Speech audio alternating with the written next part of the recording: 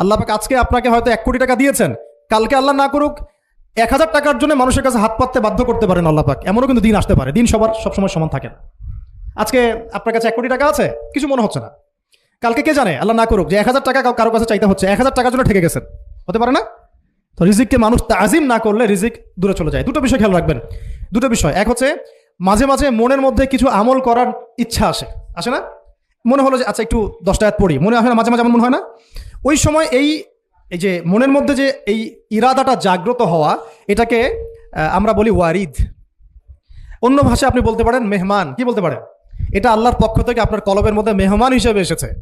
এখন আপনি যদি আমলটা করেন, সেই মেহমান বারবার আপনার কলবে আসবে। যদি আপনি ওই সময় আমলটা না করেন, মেহমান চলে যাবে, মেহমান অসম্মানিত হলে পরে আর আসবে না। একইভাবে রিজিক আল্লাহ পাক দিয়েছেন, এর তাজিম যদি করতে পারেন রিজিক বেশি আসবে।